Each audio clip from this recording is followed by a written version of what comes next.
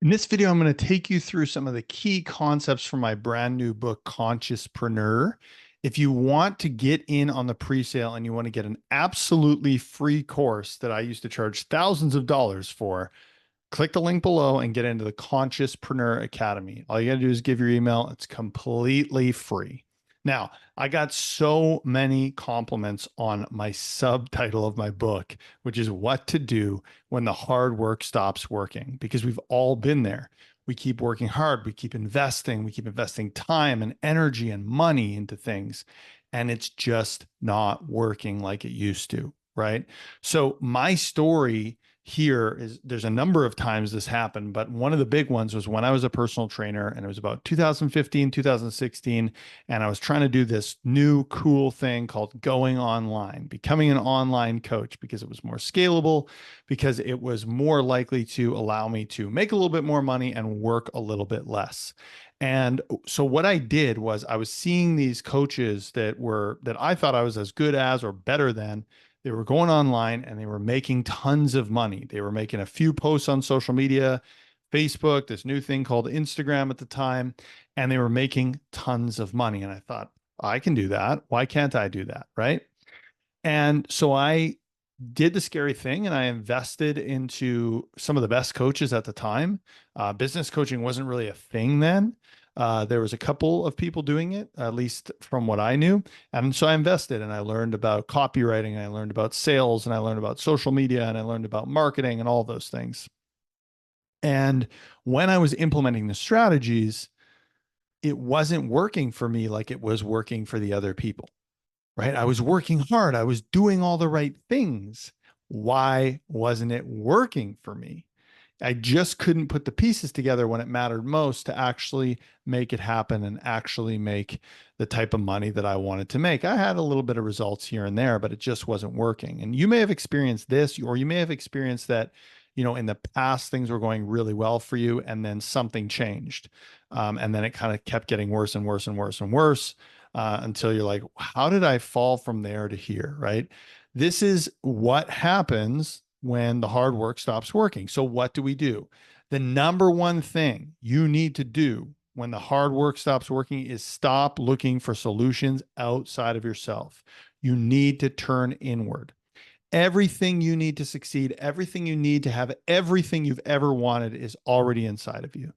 There may be some specific details and specific information you need at certain points, but that's going to become very clear when you're acting in alignment with the best version of yourself and when you're very clear on who you are and what you need. In today's information age, you do not need more information. Most people, myself included, could write the textbook on a thing they're trying to do right now or have ChatGPT write it for them. But the problem is in them actually doing the thing themselves. Doing the thing takes time. Doing the thing takes lots and lots and lots of repetitions. Doing the thing takes making mistakes and getting back up and showing up again. Doing the thing takes the ability to stay consistent, not over days, not over weeks, but over years, maybe even over decades. And that is going to require a level of self awareness that most people never get to. That is going to require a level of emotional regulation that most people can never even begin to understand. And that is going to require a resilient mindset that can handle failure, handle objections, and keep going. Having full belief that the universe will move heaven and earth to work in their favor and give them what they want. The highest level of success that you want literally requires you to brainwash yourself. It literally requires you to brainwash yourself. So let's dive in to two key components from the book.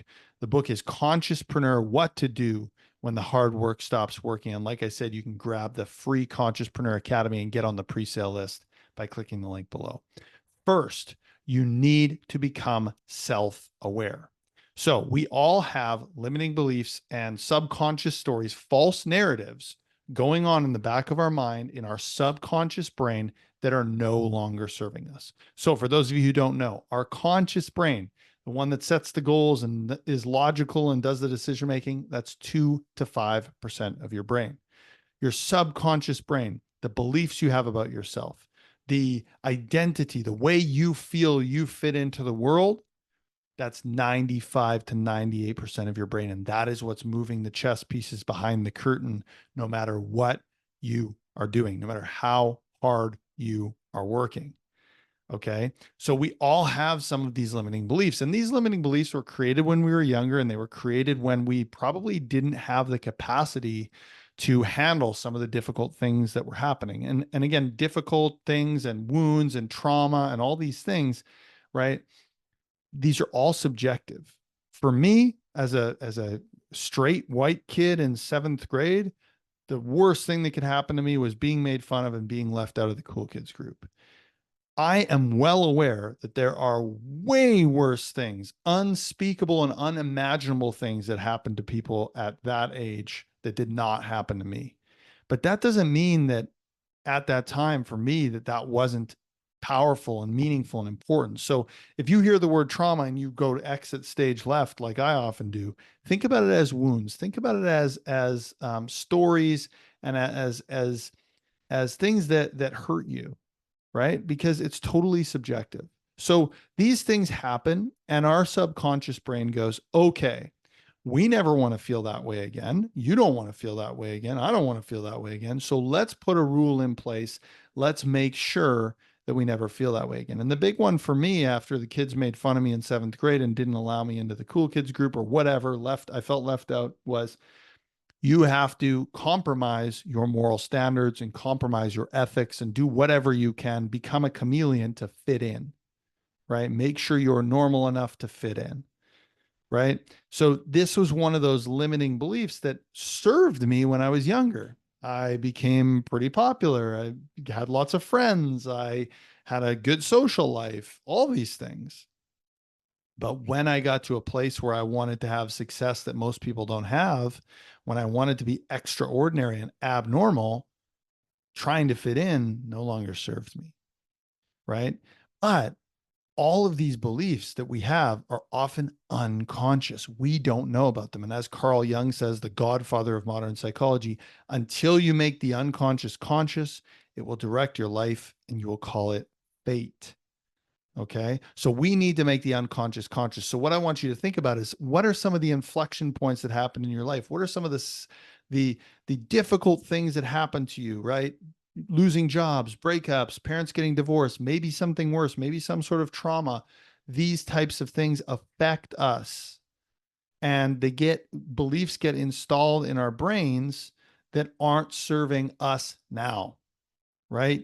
That aren't serving what we want now. So what are some of those things that happened to you? Write down a few inflection points in your life where life wasn't the same after that.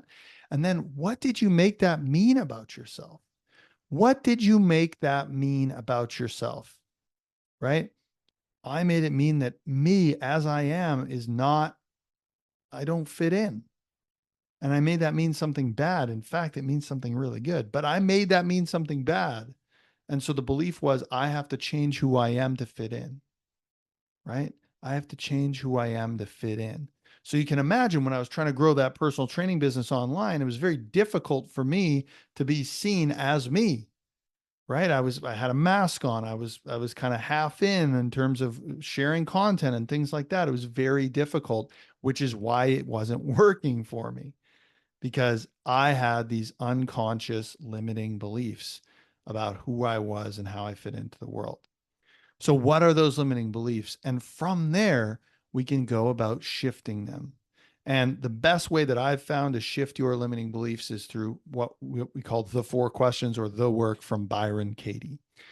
And the 4 questions are: number 1, is this true? So your old belief, the one that's no longer serving you, I'm not good enough, I'm not worthy, I don't fit in, whatever it is this true?